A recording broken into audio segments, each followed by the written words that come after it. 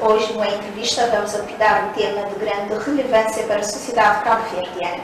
A mulher como base viva na transformação social. Ao longo das últimas décadas, as mulheres têm desempenhado um papel central na construção de comunidades mais justas, inclusivas e sustentáveis, influenciando decisões políticas, económicas e também culturais. Para refletir sobre esse contributo e sobre os desafios que ainda persistem, recebemos Marisa Carvalho, presidente do Instituto Cabo-Verdiano para a Igualdade e Equidade de Gênero, uma instituição que tem estado na linha de frente na promoção da igualdade e no empoderamento feminino em Cabo Verde. Muito boa noite, doutora Marisa. Antes de começar a entrevista, gostaria de agradecer a sua presença aqui no nosso programa.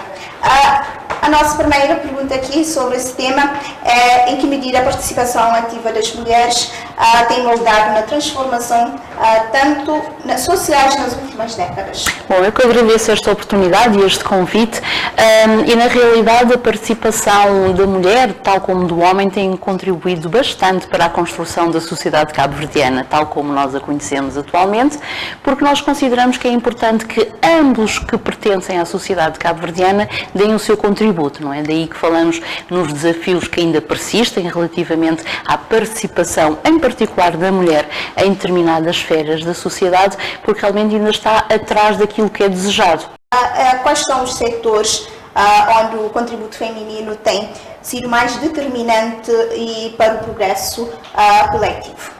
Bom, nós consideramos que todas as áreas são determinantes, não é? Mas desde a independência de Cabo Verde houve uma forte aposta e um elevado compromisso com aquilo que têm sido os indicadores, em particular da saúde, particularmente da saúde materno-infantil e também relativamente à educação.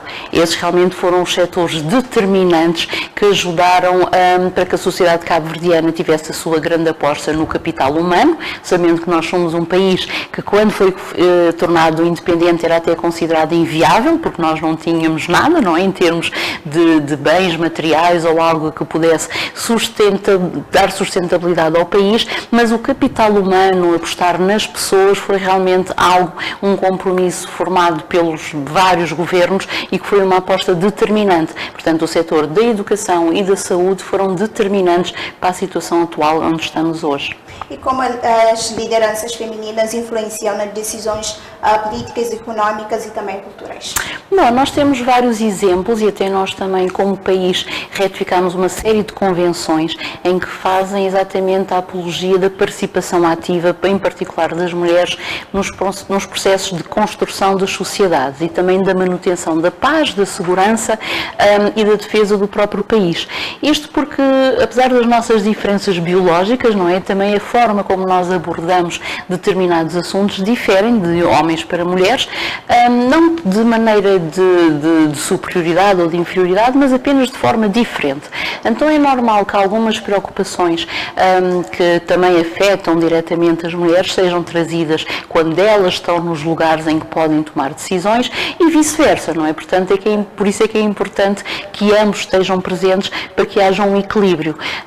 As mulheres normalmente costumam ser multitasking, conseguem fazer muitas atividades ao mesmo tempo, conseguem ter também uma grande capacidade de liderar, mas com vista para o bem comum, portanto pensam mais em medidas que afetam a comunidade no seu todo, enquanto os homens tendem a ter uns aspectos mais práticos também, mas um pensamento mais direcionado para o agora. Então esta complementariedade, não é, quando se juntam necessidades, mas também abordagens distintas que depois fortalecem a sociedade como um todo. E já agora, que papel desempenham as mulheres na construção de comunidades mais inclusivas e resilientes? Bom, diz que quando se educa um homem, educa-se um indivíduo, quando se educa uma mulher, educa-se toda uma comunidade, não é? E realmente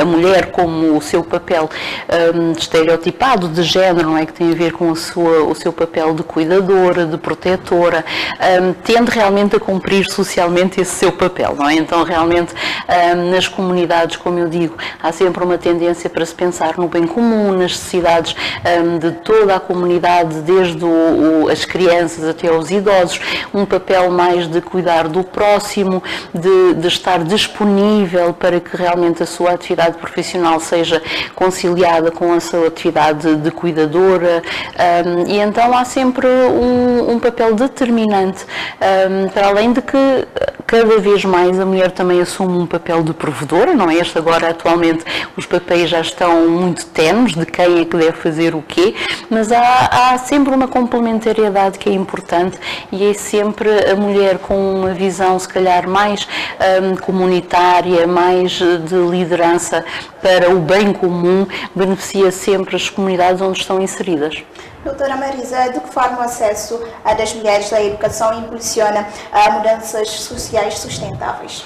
Bom, a educação tem sido sempre uma área de ascensão social e profissional, é através da capacitação e da formação profissional em várias áreas em que uma pessoa ascende ao mercado de trabalho, e realmente a aposta, como eu disse, dos sucessivos governos na educação, na garantia do acesso tanto a meninas como a meninos à educação, e depois a permanência também no setor educativo, tem sido determinante para esta capacitação.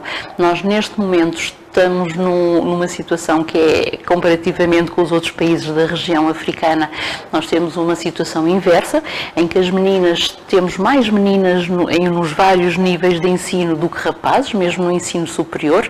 O rácio, neste momento, já é de 70% de raparigas para 30% de rapazes, mas, no entanto, isto depois não se traduz no mercado de trabalho, não é? Ainda continuamos a ter mais mulheres desempregadas.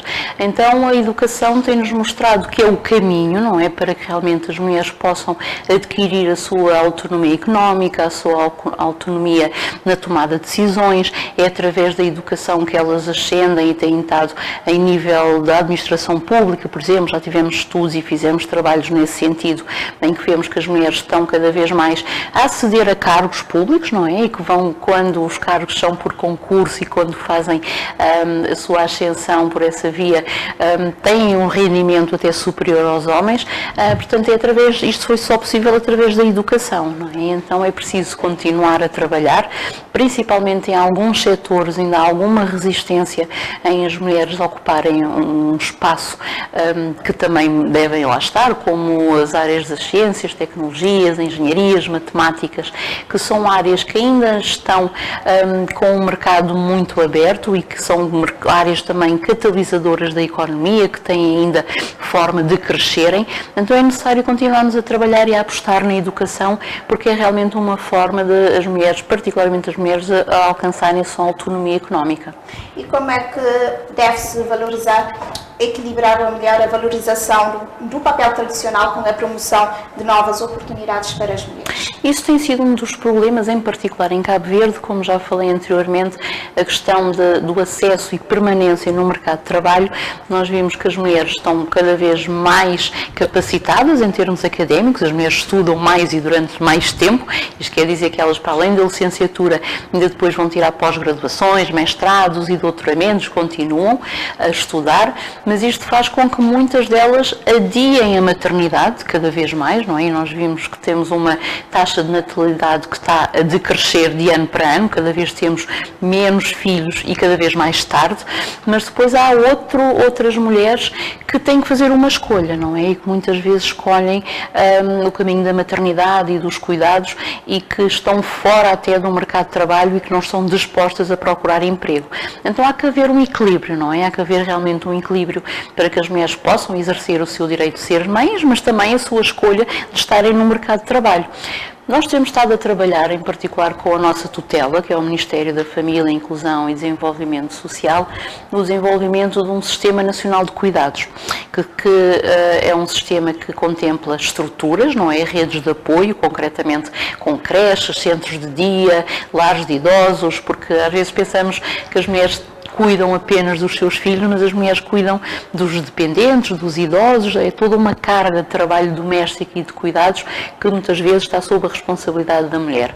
Então é necessário criar estruturas, não é, para lhes dar esse apoio, onde elas podem colocar os seus dependentes, desde os seus filhos ou os seus mais velhos, não é, as pessoas idosas que têm a seu cargo, em que elas possam deixá-los em segurança para poderem, seja estudar, seja exercer a sua atividade profissional, seja descansar, que também é um direito que têm, e então, para além dessas estruturas, também criou-se uma nova categoria profissional, que são cuidadoras.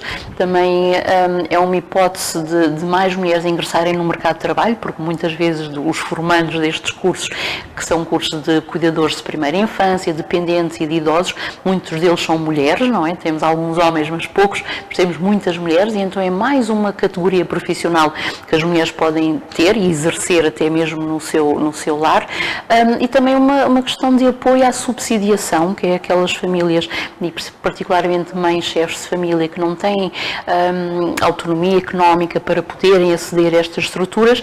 O Estado também providencia uma subsidiação para que elas possam também aceder a estas estruturas. Portanto, temos consciência desse desafio, de que é difícil ainda atualmente conciliar estas duas versões e duas facetas das mulheres, em particular a questão do trabalho e no acesso e permanência do mercado de trabalho, mas também a questão da sua vida pessoal, não é? O seu trabalho doméstico e o seu trabalho de cuidados. Então estamos a trabalhar para realmente fornecer ferramentas para se permitir fazer esta conciliação. Doutora Marisa, a senhora falou sobre algumas dificuldades, como é por exemplo, escolhas e também a limitação no trabalho. Existem outros obstáculos que limitam o impacto feminino na sociedade? Sim, nós ainda temos alguns desafios. Nós, no ICEG, nós trabalhamos em 3 áreas específicas, porque nós trabalhamos para promover a autonomia dos indivíduos em 3 setores essenciais. Esta questão da autonomia económica é fundamental, não é? Porque nós sabemos que uma pessoa que não tem independência económica normalmente também não tem autonomia para fazer determinadas escolhas, não é? Seja ela de movimentação, de ter liberdade para fazer as escolhas que deseja. Portanto, é muito importante nós realmente termos indivíduos, homens e mulheres, que tenham acesso ao mercado de trabalho, se assim o desejarem, de forma digna, não é? De forma formalizada, com todos os direitos que lhe assistem, de forma com um salário justo, com tudo aquilo que é necessário. Portanto, trabalhamos muito nesta área da autonomia económica. Depois trabalhamos outra área que domina-se em nível internacional, da autonomia do corpo, mas que está muito associada àquilo que em Cabo Verde nós conhecemos, infelizmente, por violência baseada no género. Não é? As questões de violência ainda têm toldado aquilo que é a ação, em particular, mais uma vez, das mulheres, não é? Porque a questão da violência baseada no género é também uma questão de exercício de poder, não é? Então é uma questão de quem tem mais poder, seja ele físico, seja económico, seja o que for, exerce esse poder sobre aquele que é mais fraco, não é? Que é considerado mais fraco, e infelizmente muitas vezes tem sido a mulher que é considerada a mais fraca, seja em termos físicos, seja em termos da independência económica, seja por outros motivos, não é? Porque vemos também pessoas que são financeiramente independentes, mas que têm uma forte dependência, por exemplo, emocional, não é? Então isso também causa relações tóxicas e dependências suscetíveis de causarem violências. Portanto, trabalhamos muito esta questão. Nós temos no país uma lei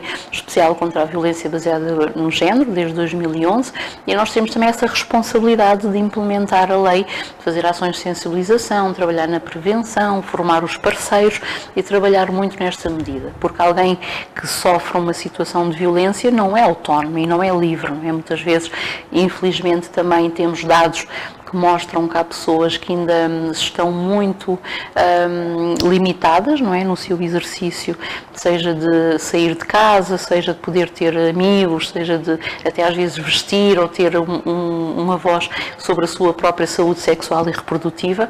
Portanto, nós trabalhamos para que todos os indivíduos em Cabo Verde sejam livres e autónomos, e isto significa tenham, por um lado, independência financeira, por outro, que não estejam em situações de violência e, por fim, que tenham autonomia na tomada de decisões. Isto pode parecer fácil, que nós às vezes pensamos, não, eu decido aquilo que eu quero, mas isto é mais complicado do que parece, porque quem vive uma situação de violência, por exemplo, já não pode tomar decisões livremente, não é? Porque a outra pessoa exerce o seu poder sobre ela, e esta questão do controle na vida privada, infelizmente, limita também muito a participação das pessoas a nível social e a nível cívico. Portanto, às vezes é difícil, particularmente para as mulheres, não só por aquilo também que já falámos anteriormente, da questão dos trabalhos domésticos e dos cuidados, mas para que elas participem, por exemplo, em associações, em clubes, e mesmo na vida política, umas porque não têm tempo, simplesmente não têm tempo, porque têm de fazer essa conciliação entre o trabalho e a vida doméstica e familiar, portanto já não sobra mais tempo para participarem ativamente, seja a nível social, em associações ou comunitárias, ou fazer o seu papel cívico, ou mesmo na política, não é? Até porque, infelizmente, a política muitas vezes está associado aos homens, não é? Ao exercício do poder, e as mulheres que querem fazer política são muitas vezes atacadas, mal vistas, e é difícil para algumas mulheres conseguirem ascender, mesmo em termos das estruturas partidárias, ou de poderem pertencer a essas estruturas e evoluir como desejariam. Daí também que surgiu desde 2019 a Lei da Paridade, que o país tem exatamente para tentar equilibrar esse desequilíbrio. Ela não é uma lei paritária pura, não é? Porque não diz que é 50%, ela diz que é 60-40% de representatividade cada um dos géneros, não é? Isso não significa que tem de ser 60% de mulheres para 40% de homens, pode ser vice-versa, e isto aplica-se tanto nas listas para as candidaturas para as eleições partidárias, mas também em termos dos cargos de direção das estruturas dos órgãos públicos, e nós também fazemos essa sensibilização e monitorização para que realmente a lei seja aplicada, para que, como eu digo, não seja só e já tivemos casos, curiosamente, de conselhos de administração em que estavam a tentar dar posse a um conselho só de mulheres, por exemplo, e nós relembramos, não, tem que ser mesmo 60-40 e tem que haver esse equilíbrio para que realmente haja justiça social e que nós possamos estar presentes em todas as áreas. E em que medida os movimentos e também organizações lideradas por mulheres aceleram reformas sociais e políticas? Sim, por exemplo, neste caso da política, nós sabemos, as Nações Unidas dizem que se não forem introduzidos mecanismos tais como estes da Lei da Paridade, a verdadeira igualdade de género só será atingida daqui a 139 anos. Isso significa que só daqui a 5 gerações é que realmente haverá uma efetiva igualdade de género. Isto que significa que nenhum dos nossos filhos, netos, bisnetos, trinetos, tatranetos, nenhum deles estará cá para ver e vivenciar essa igualdade. No caso da política em particular, só será daqui a 169 anos, se não forem tomadas medidas como estas de criar ferramentas ou mecanismos legais para promover esta igualdade, não é?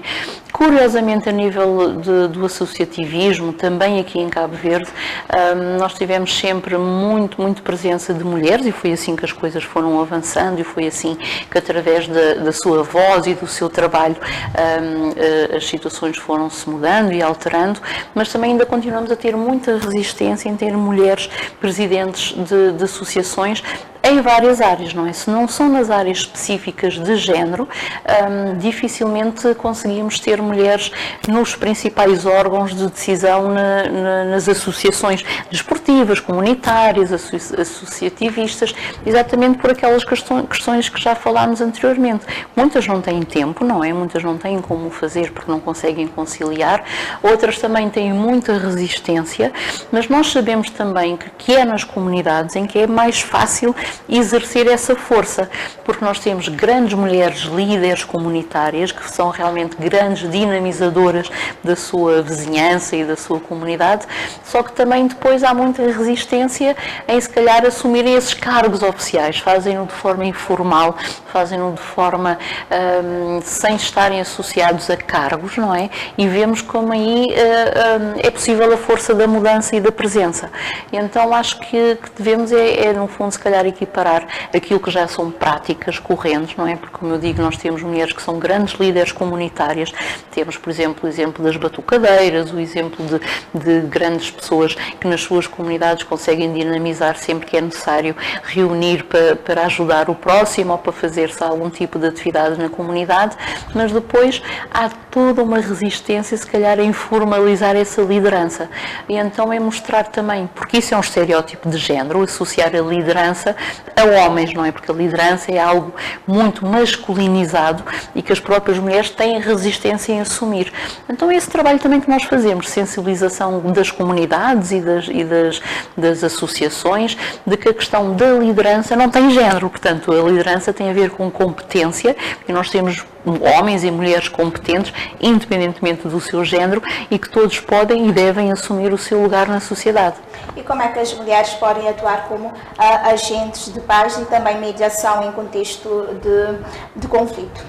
Bom, normalmente as mulheres são associadas de forma negativa a falarem muito, de forma assertiva ao diálogo, não é? E realmente essa característica que as mulheres têm de dialogar para arranjar consensos tem sido usada e em particular, como eu digo, há uma resolução que o Governo de Cabo Verde está a implementar, exatamente através do Ministério da Defesa, com o nosso apoio, que tem a ver mesmo com o papel das mulheres e dos jovens na manutenção da paz, da segurança e da estabilidade de um país, porque está provado em vários fóruns e de várias formas de que a forma como a mulher lidera é muito mais apaziguadora, em busca de consensos, do que as lideranças dos homens, não é? Porque também é um estereótipo de género, que os homens são mais belicosos, gostam mais de confronto, gostam mais de medir forças e exercer o seu poder, e então há que usar também essa diplomacia, se calhar, das mulheres, essa forma de dialogar para reunir consensos. Então, são estratégias que eu acho que podem ser usadas e que devem ser complementadas, não é? Porque acho que há momentos em que realmente devemos ser mais aguerridos, outros momentos em que devemos ser mais diplomáticos, então por isso é que nós também defendemos sempre que só na complementariedade, não é? Juntando estas duas características, acho que teremos sempre mais a ganhar. E então a forma realmente mais dialogante, mais apaziguadora que muitas mulheres têm, em associar esta questão também ela do estereótipo de género, de que os homens são mais aguerridos, de alguma forma pode beneficiar as mulheres naquilo que são os diálogos da paz e manutenção da paz. E então acho que é necessário usar também essa característica de forma construtiva e justa para que possamos também todos beneficiar. E de que forma o envolvimento das mulheres em causas ambientais influencia políticas de sustentabilidade? Influencia bastante, porque nós também, até há bem pouco tempo, não fazíamos essa ligação, não é? Como é que o género, por exemplo, influencia, ou como é que as mudanças climáticas influenciam o género. Nós temos estado a trabalhar nessa temática em particular, porque infelizmente a questão das alterações climáticas afetam também e aumentam as desigualdades que já existem. Então nós sabemos que já existem desafios para ambos os géneros, não é? Mas infelizmente que essas alterações climáticas, quando surgem, tendem a acentuar cada vez mais essas desigualdades. Relembrando, por exemplo, nas zonas rurais, são as mulheres que ainda há muitas mulheres no nosso país, por exemplo, e agregados familiares que cozinham a lenha. Há muitos agregados familiares que ainda têm problemas no acesso à água. Há muitos agregados familiares, por exemplo, que têm acesso a instalações sanitárias. Portanto, às vezes nós pensamos que as alterações climáticas é algo que não nos afeta, não é? E há bem pouco tempo, agora que está a decorrer esta cimeira do clima, nós demos conta que, por exemplo, Cabo Verde contribui com 0,0017% para as alterações climáticas, mas nós, como país arquipelágico que somos, temos sofrido há décadas, se não há séculos, com esta questão das alterações climáticas. Basta ver quando falamos da questão das secas, quando falamos da questão do acesso à água, da energia, a própria temperatura, e há bem pouco tempo o Instituto Nacional de Saúde Pública apresentou um estudo exatamente sobre a temperatura, porque há estudiosos que já fazem essa associação entre o aumento da temperatura e o aumento, por exemplo, de violência, porque as pessoas, quando estão com uma temperatura mais elevada, estão mais aborrecidas, enervam-se facilmente, mais facilmente entram em brigas, portanto está tudo conjugado, não é? E tudo influencia tudo, particularmente esta questão das alterações climáticas e género, afetando particularmente aqueles que já são vulneráveis, como as mulheres. É necessário que elas também sejam trazidas para este diálogo, não é? Primeiro para se perceber como é que as alterações climáticas as afeta, a elas em particular, e depois a partir daí traçar planos e medidas para combater esses desequilíbrios. Doutora Marisa, como assegurar que o contributo feminino na transformação social seja reconhecido e também documentado? Bom, nós temos também ainda um grande déficit de dados e de estudos sobre esta matéria, em particular do género. Nós temos estado a desenvolver várias parcerias, em particular com o Instituto Nacional de Estatística, para não criarmos, porque já existe desde 2012, mas para atualizarmos um observatório de género. Então a ideia é criarmos uma plataforma em que tenhamos indicadores concretos e que sejam periodicamente atualizados sobre estas temáticas todas que tivemos aqui a falar. A questão do empoderamento económico, do acesso ao mercado de trabalho, as questões da violência que são determinantes, a questão da segurança, mas também da saúde sexual e reprodutiva, da educação, da tomada de decisões. Portanto, fazermos também a recolha e a análise sistemática dos dados, porque só assim nos permite depois tomar medidas concretas e que sejam realmente adequadas à realidade. Nós também sempre que tentamos ter financiamentos e termos alguns apoios de alguns parceiros externos, promovemos sempre a elaboração de estudos sobre várias temáticas com as quais nós trabalhamos, porque sentimos essa necessidade, não é? Portanto, é necessário documentar desde as situações, fazer diagnósticos das situações, mas também documentar aquilo que tem sido o trabalho feito até agora, não é? Porque o ICEG, por exemplo, já é uma instituição que tem mais de 30 anos, já foi muito trabalho feito por muitas mulheres e muitos homens, também nossos parceiros, então é importante termos memória institucional, saber o que é que foi feito e como foi feito, em que contexto, porque dizemos sempre que muitas medidas são fruto de determinado contexto, às vezes as pessoas não percebem porque é que se foi por determinado caminho ou escolheu determinada lei, mas muitas dessas medidas são frutos de um contexto, não é? Então há que estar sempre ciente do que é que foi feito, como é que foi feito, para depois também se possa atualizar e cada vez melhorar mais as medidas e os instrumentos que temos. E que políticas públicas consideras essenciais para maximizar o papel das mulheres como motor de transformação social? Todas as políticas públicas que têm a ver com a promoção destas autonomias, não é, que nós falamos, são essenciais. Nós trabalhamos na elaboração, nós temos atualmente um Plano Nacional de Igualdade de Género, que ele, digamos assim, é o nosso documento macro que segue todas as recomendações internacionais sobre esta matéria e é também o documento que o país segue naquilo que são as políticas públicas de género. Este foi um documento que foi elaborado pelo ICEG, mas ele foi apresentado e aprovado em Conselho de Ministros. Isto significa que é um compromisso governamental, que não é só um compromisso da nossa área ou do nosso instituto, porque pressupõe responsabilidades de todas as áreas, porque a questão do género, como ela é transversal, todos os ministérios têm que estar cientes e conscientes que têm uma responsabilidade para assumir e trabalhar nesta matéria. E então, é assim, trabalhando em articulação com todos, que nós fazemos as políticas públicas para realmente assegurar, como nós falámos, a verdadeira autonomia e a igualdade entre todos os indivíduos que estejam em Cabo Verde. Doutora Marisa, para finalizar, gostaria que a senhora deixasse uma mensagem. Bom, a mensagem que eu posso deixar é que todos nós temos responsabilidades naquilo que é a promoção da igualdade do género, relembrando que os estereótipos são construções sociais e, tal como foram construídos, também podem ser desconstruídos. As práticas que nós temos hoje podem ser práticas que já não são praticadas, digamos assim, se nós tivermos consciência de como é que elas contribuem ou não para aumentar desequilíbrios que existem na sociedade. A questão dos desequilíbrios promove injustiça social. Todos nós temos o nosso papel em fazer com que sejamos todos realmente válidos e para que possível que seja que seja possível dar o nosso contributo para uma sociedade cada vez mais justa e igualitária. Doutora Marisa, muito obrigada mais uma vez pelas suas partilhas e também reflexões. Obrigada eu. A conversa de hoje evidenciou que a transformação social passa pela valorização e pelo fortalecimento do papel da mulher em todos os setores da sociedade. As conquistas alcançadas são expressivas, mas ainda há caminhos a percorrer para garantir uma participação plena e equitativa. Reforçamos a importância de continuar a construir uma sociedade onde as mulheres sejam reconhecidas como verdadeiras protagonistas da mudança. Muito obrigada a todos os que nos acompanharam e até a próxima edição do Em Entrevista.